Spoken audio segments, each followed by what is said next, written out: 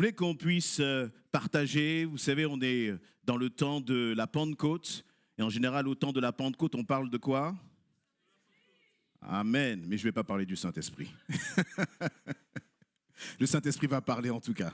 Amen. Je voudrais qu'on puisse aller dans ce passage de 1 Corinthiens,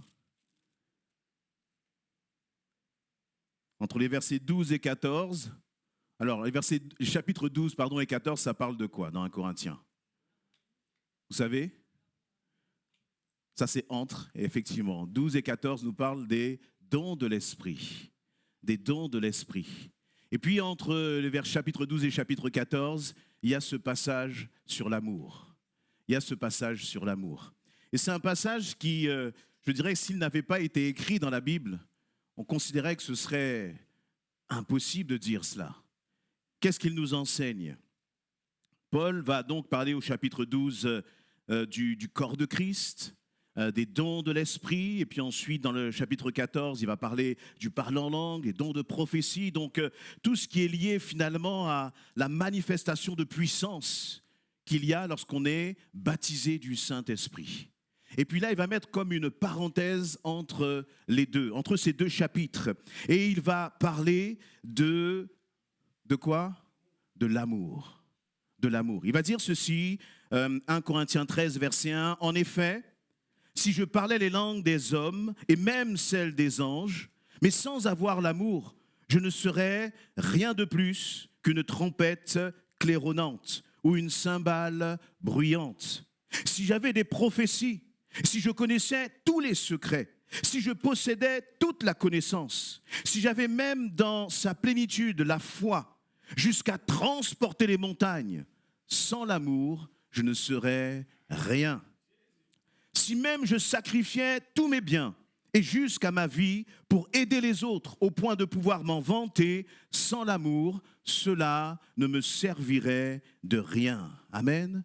Je vais m'arrêter juste là, mais il y a ce mot « rien » qui revient à plusieurs reprises. C'est-à-dire qu'on peut aspirer à vivre une vie de puissance.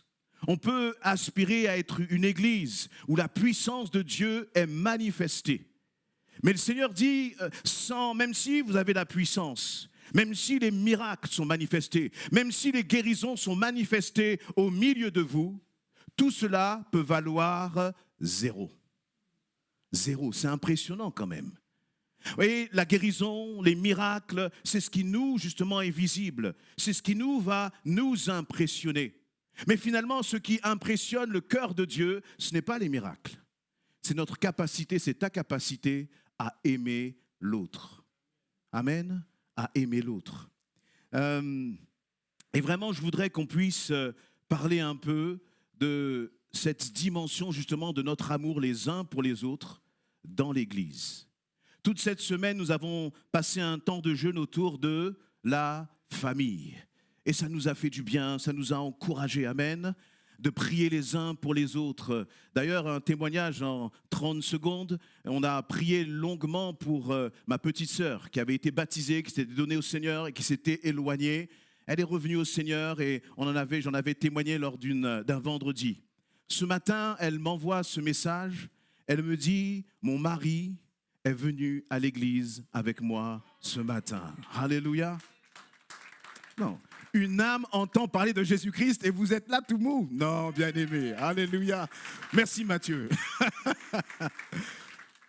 Et voyez, et je ne lui ai pas dit qu'on priait pour la famille, etc. Mais Dieu veille, il prend toutes choses en main. On n'a pas besoin de s'inquiéter. Alléluia. Lui prend soin de nos familles. Mais il y a une famille aussi qui est importante aux yeux de Dieu. C'est qui? C'est la famille en Christ. Parce que l'Église, aux yeux de Dieu, c'est avant tout une famille. Et c'est de cela que je voudrais parler avec vous là ce matin, cet après-midi, et puis donner rapidement quelques notions. Excuse-moi, pasteur, j'ai combien de temps? Jusqu'à quelle heure? Dis-moi. Tu me diras? Bon, moi je regarderai par là. Très bien. Je voudrais qu'on puisse parler justement de cette dimension de l'amour dans la famille avec quelques versets. Tout d'abord, encore une fois, dans ce passage de 1 Corinthiens 13, il nous est dit que sans l'amour, on n'est rien. On peut venir à l'église dimanche après dimanche, on peut faire réunion après réunion et être complètement vide. Être comme une cymbale, finalement, ça sonne complètement creux. Voyez ? Et le Seigneur, dans sa grâce, finalement, l'amour, c'est ce dont on a besoin le plus. On peut bien marcher, on peut bien respirer, mais si on n'est pas aimé, on ne se sent pas aimé, si on ne peut pas manifester de l'amour à l'égard des autres, on est comme une branche là qui est complètement séchée. Complètement séchée. Et je voudrais vraiment qu'on puisse justement partager quelques pensées. Mais vous savez, autant on peut être baptisé du Saint-Esprit, imposer la main sur quelqu'un et que cette personne soit guérie, cela ne relève pas de notre, j'allais dire presque de notre responsabilité, c'est le Saint-Esprit qui guérit. Mais aimer l'autre, c'est ma responsabilité, c'est ta responsabilité. Pardonner, encourager, soutenir, le Saint-Esprit ne peut pas le faire à ma place. Il ne peut pas le faire à ma place. C'est ma responsabilité. Et vraiment, je voudrais nous encourager dans ce sens-là. Et lorsque je vais parler là de l'Église, je veux vraiment parler de l'Église locale. Et comme ici on est à Essentiel, je vais parler de l'Église essentielle principalement. Parce que c'est facile d'aimer ceux qui sont au loin. C'est facile d'aimer l'Église universelle. C'est facile d'aimer le pasteur que l'on voit sur YouTube. C'est même très facile d'aimer ton frère et ta sœur avec qui tu ne parles jamais, avec qui tu n'échanges jamais. Tu vas dire « j'aime l'Église ». Mais qu'est-ce que ça veut dire concrètement, finalement ? J'aime l'Église. Tu aimes un logo ? Tu aimes, je ne sais pas, peut-être quelqu'un que tu vois sur une estrade ? On va dire « j'aime le pasteur ». Ce n'est pas ça, aimer l'Église. Aimer l'Église, c'est aimer chaque frère et sœur. Amen. Alors, ça ne veut pas dire qu'on aura des échanges avec chacun. Ça ne veut pas dire qu'on aura la même affinité avec chacun. Mais je crois que ça veut dire au moins que tout ce qui relève de l'amertume, notre frère Libert en a parlé dimanche dernier, il n'y a pas de place pour ça dans l'Église de Christ. Amen. Alors, l'amour, j'allais dire, ça ne tombe pas du ciel. Finalement, lorsque on est à l'église, on est à l'école justement de l'amour. Qui a déjà été blessé dans l'église ? Je ne parle pas forcément de celle-ci, ici ou ailleurs. Qui a déjà été blessé ? Non, moi, je peux lever ma main. J'ai été brisé, piétiné, pas à l'extérieur, dans l'église. Et quand on a vécu des choses difficiles dans l'église, c'est difficile après d'entendre parler d'amour dans l'église. Mais l'amour dans l'Église, c'est ce que Dieu veut. C'est le projet qu'il a prévu vraiment pour chacun de nous. Et le Seigneur ne veut pas que tu laisses l'ennemi venir te voler finalement ce que lui a prévu. Qui a vécu l'amour dans l'Église ? C'est bien parce que les mêmes personnes qui ont dit « j'ai vécu », vous voyez, ça veut dire que Dieu agit par sa grâce. Amen.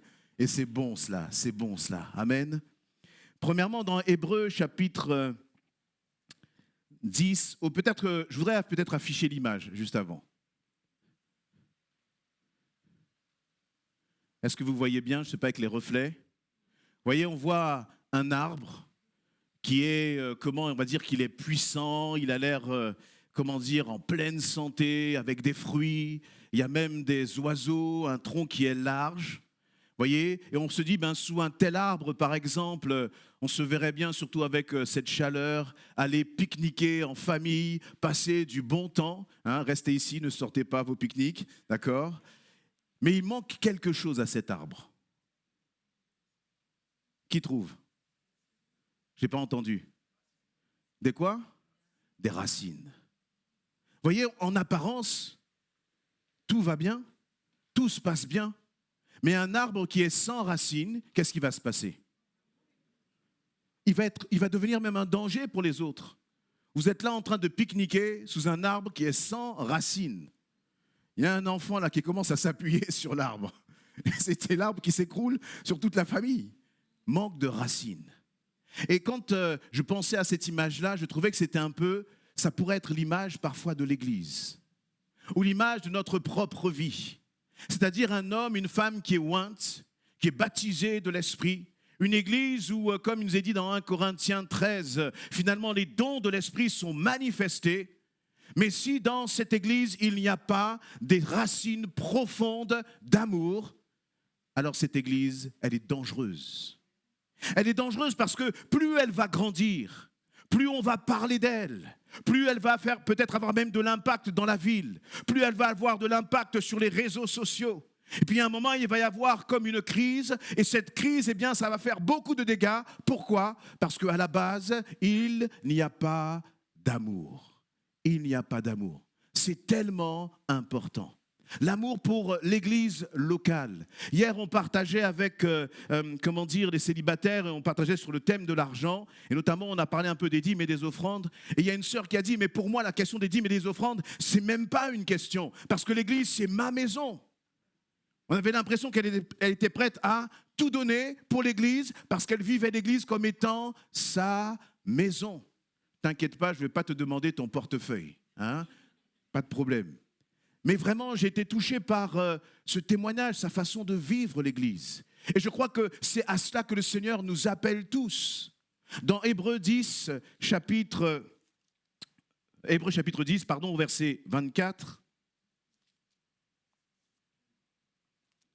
il nous est dit ceci, je vais lire à partir du verset 23, Restons fermement attachés à l'espérance que nous reconnaissons comme vraie, sans fléchir, car celui qui nous a fait les promesses est fidèle. Ensuite, et veillons les uns sur les autres pour nous encourager mutuellement à l'amour et la pratique du bien. 25.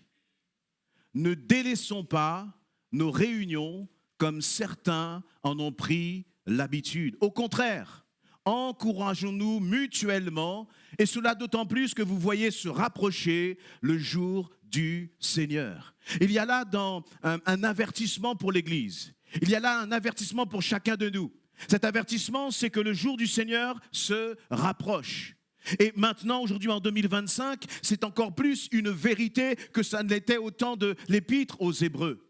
Et il dit, eh bien, dans ce temps où le jour du Seigneur se rapproche, qu'est-ce que nous devons faire? Eh bien, nous devons chercher à nous aimer encore plus les uns les autres. Cela veut dire que ton amour d'hier, eh bien, ton amour peut-être d'aujourd'hui doit être plus grand que ton amour d'hier pour ton frère et pour ta sœur. Malgré tout ce qui a pu se passer. Voyez, je ne suis pas là en train de parler d'un amour dans lequel on s'entend bien parce qu'on a le même caractère, parce qu'on se comprend, parce qu'on s'entend, parce qu'on a les mêmes loisirs, parce qu'on a les mêmes activités. Ce n'est pas cet amour-là qui intéresse le Seigneur, parce que cet amour-là, on le trouve dans le monde. Mais l'amour dans l'Église, voyez, c'est un amour qui va aimer malgré tout, qui va aimer par-dessus tout. Aimer ne veut pas dire tout accepter. Aimer ne veut pas dire, parfois se laisser piétiner. Mais aimer, je crois que ça rejoint ce que nous disait notre frère Libert, eh bien, de veiller sur son cœur et les pensées qui sont dans ton cœur vis-à-vis de l'Église. Voyez, parfois on vit même l'Église comme en fonction de la qualité de la prédication du pasteur. Ce n'est pas ça qui fait la puissance de l'Église. La puissance de l'Église, encore une fois, sa fondation, c'est l'amour. Si vous avez un bon pasteur qui prêche très bien, mais qu'il n'y a pas d'amour, c'est de l'airain qui résonne. Ce sont des belles paroles qui sont alignées, mais ce n'est pas ce que le Seigneur veut. Et ce qui compte, c'est vraiment le lien que tu as avec ton frère, avec ta sœur, à côté de toi. C'est ça qui va faire toute la différence. Amen. Et ça relève vraiment de notre responsabilité. Et il dit, bien, pendant que le jour du Seigneur se rapproche, n'abandonnez pas vos églises, n'abandonnez pas votre assemblée locale. Et je l'ai dit à plusieurs reprises. Vous savez, c'est quelque chose que j'ai du mal à comprendre. Que lorsque l'on est dans une famille, qu'on prie les uns pour les autres, qu'on s'encourage les uns les autres, parfois vous apercevez que des frères et sœurs ne sont plus parmi nous, sans avoir dit au revoir. Ce n'est pas qu'on ne peut pas quitter l'église, essentielle ou une autre église, ce n'est pas ça le problème. Mais vous voyez, c'est comme si Jésus se réunit régulièrement, il mange tous les jours avec les 12, et puis un jour il arrive et puis il en manque 3. Ils ne sont plus là. Et on leur dit, mais ils sont où? Ah non, ils ont entendu Jean parler dans le désert, ils ont dit, on laisse tomber, Jean prêchait bien, donc nous on a été voir. Non. Pourquoi? Ils ne peuvent pas faire ça. Parce qu'ils sont unis les uns aux autres. Il y a des liens qui les unissent. Quel est ton lien, ton rapport à l'Église? Et je parle encore une fois de l'Église essentielle. Parfois, alors encore une fois, les choses ne se font pas en un claquement de doigts, mais ça nécessite d'être intentionnel. De dire, Seigneur, tu m'as placé dans cette Église, c'est pour m'apprendre à aimer l'autre. Et lorsque tu vas commencer à apprendre à aimer l'autre, tu sais ce qui va se passer? Dieu va te guérir encore des blessures que tu as peut-être dans ton cœur. Dieu va te restaurer, il va te renouveler. Il va même te faire redécouvrir la réalité de l'amour. Pour ne pas que l'amour soit juste un concept, juste quelques mots, juste simplement une sorte de tradition. Mais que ce soit une réalité pour ta propre vie.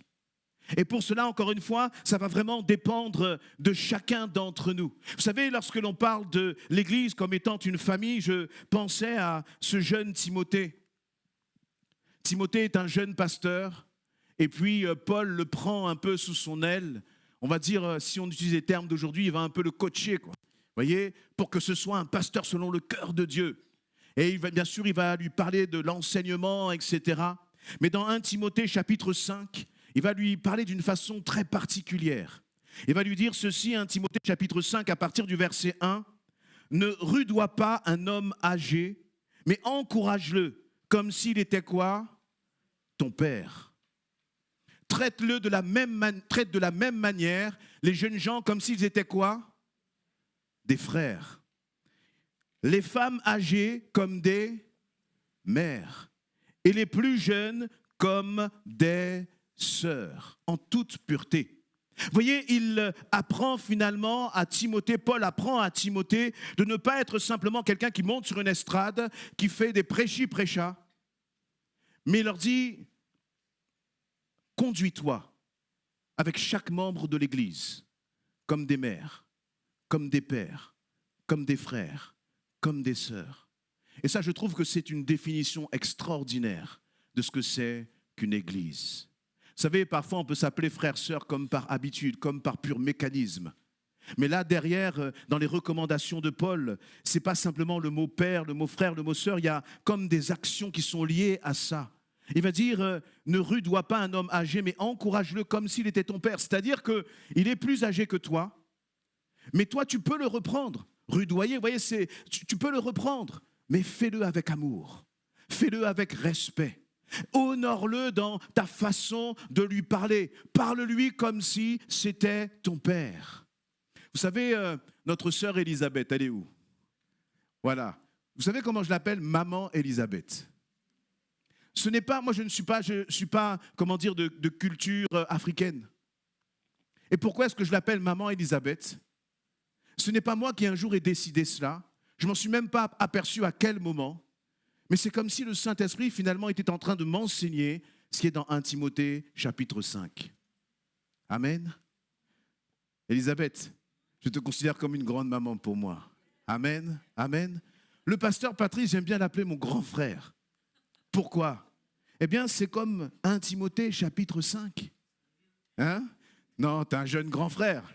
Non, on peut être grand frère et jeune. Hein? On peut être grand frère et jeune. Mais vous voyez, il y a cette dimension d'amour. Et ce n'est pas réservé à Timothée. Pourquoi est-ce que Paul enseigne cela à Timothée? Parce que si Paul l'enseigne finalement au conducteur, s'il l'enseigne à la tête, d'après vous, comment l'Église va vivre ses rapports et ses liens les uns avec les autres? Elle va exactement reproduire cela. Est-ce que tu as vraiment des frères et des sœurs dans l'Église? Vous savez, on n'est pas obligé de répondre oui. Je préfère qu'on réponde avec vérité. Vous voyez? C'est-à-dire que finalement, être frère et sœur, on le voit là, il dit traite de la même manière les jeunes gens comme des frères. C'est-à-dire la façon dont tu les traites, dont tu te comportes, dont tu as des liens, dont tu as des relations avec tes frères. Est-ce que tu as des relations avec tes frères? Est-ce que tu as des relations avec tes sœurs? Ou est-ce que juste après le culte, eh bien, tu cours justement pour éviter toute relation? Parce que lorsque tu commences à avoir des relations, tu as peur de ce qui peut arriver. Tu as peur de t'ouvrir, tu as peur de confier ton cœur. Et finalement, avec tes peurs et tes craintes et peut-être même tes blessures du passé, tu es en train de te faire voler toutes les bénédictions que le Seigneur veut te faire vivre dans cette famille qu'est l'Église. Et je veux rajouter que l'Église est essentielle.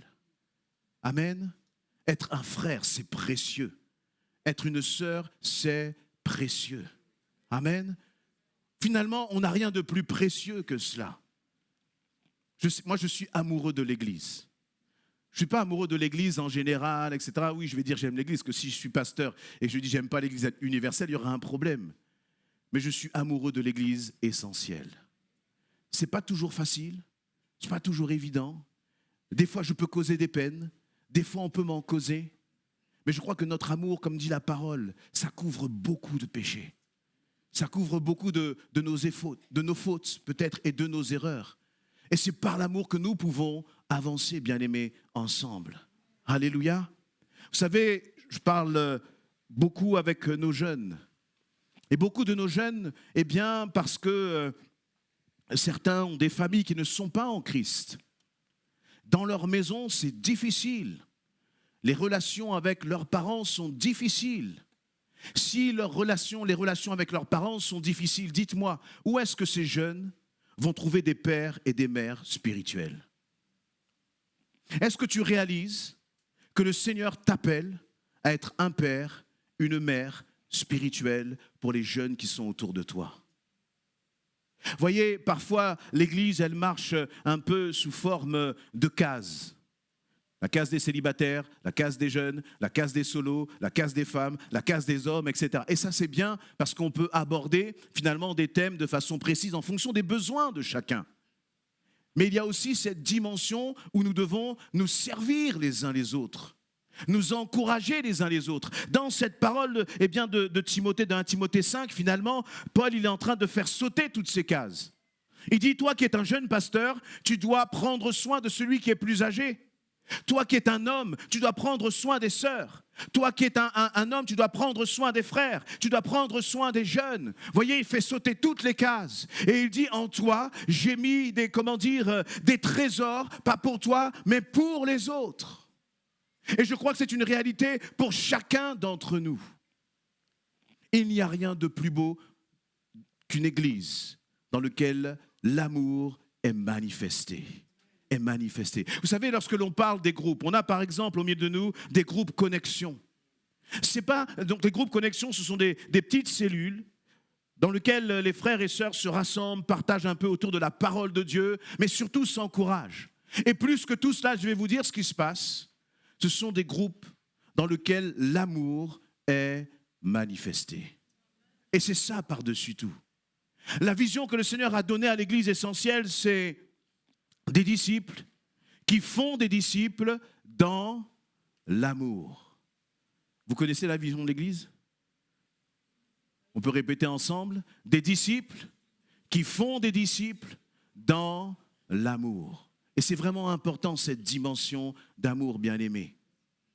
Mais vraiment, je crois que ça demande à chacun de nous de faire des efforts. De prendre soin des uns des autres, d'être prêt parfois même à payer le prix même pour les autres. Il y a une autre parole justement dans ce que Jésus va dire, il va dire dans Jean 13, 34, je vous donne un commandement nouveau, aimez-vous les uns les autres. Oui, comme je vous ai aimé, aimez-vous les uns les autres.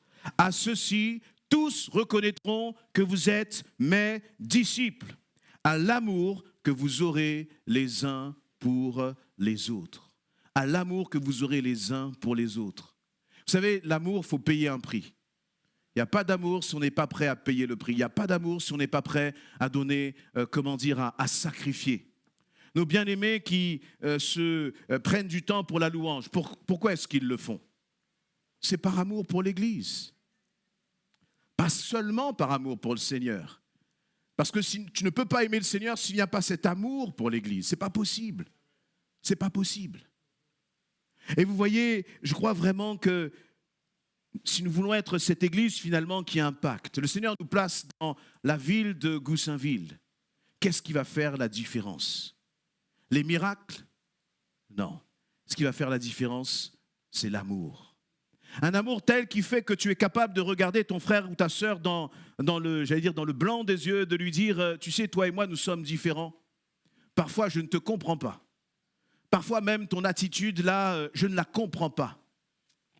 Mais parce que je t'aime, je veux te bénir. Parce que finalement, c'est facile d'aimer ton frère et ta sœur quand ils te comprennent toujours.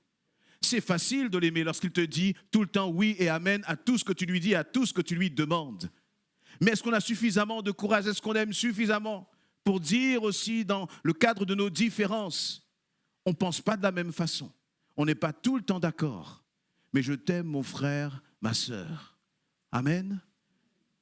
Est-ce que vous voulez qu'on travaille à développer cette dimension justement de l'Église? Est-ce que vous voulez être ces hommes et ces femmes qui vous impliquez justement dans la vie de l'Église? En tout cas, je le répète, l'Église, ce n'est pas simplement je prends la prédication, je prends la louange et je pars. C'est plus que cela. Finalement, quand tu réfléchis à ta vie d'Église, combien est-ce que, de problèmes et de difficultés tu connais dans le cœur de l'autre, dans le cœur du frère ou de la sœur? Parce que finalement, pour l'encourager, il faut bien savoir ce qu'il traverse. Il faut bien savoir quels sont ses combats, quelles sont ses difficultés. Pour le savoir, il faut faire quoi? Il faut s'intéresser à l'autre, s'intéresser à la famille en Christ. Et vraiment, je crois que c'est ce que le Seigneur veut que nous puissions développer, les uns avec les autres, les uns à l'égard des autres. Et vous savez, bien-aimés, il n'y a rien de meilleur que cela.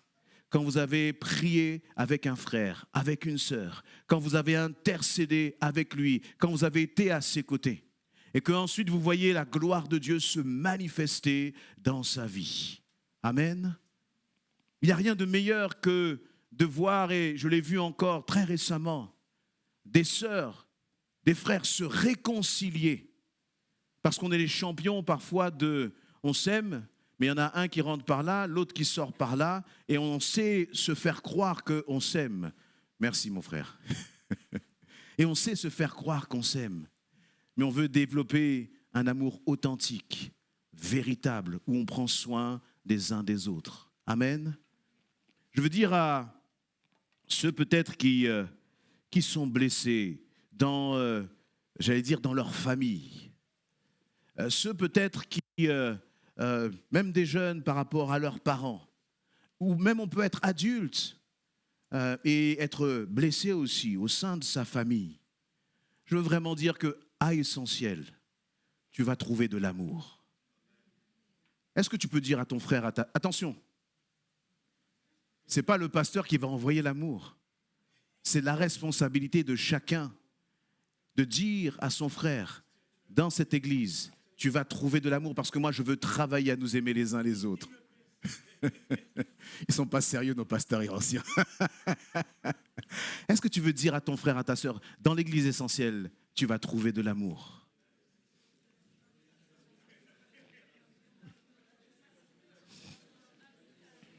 Bon. C'est bien les couples. Je ne vais pas balancer les noms, hein, mais je vois le mari qui dit à son épouse dans l'église Essentielle, mais c'est normal, c'est la moindre des choses, non? Heureusement. Si le mari dit je ne suis pas sûr, non, il y a un problème.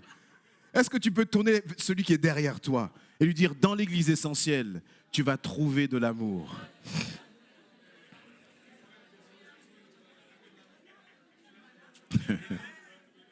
Amen. Vous allez trouver, moi j'ai trouvé de l'amour. Alléluia, j'ai trouvé de l'amour. Amen, par la grâce de Dieu.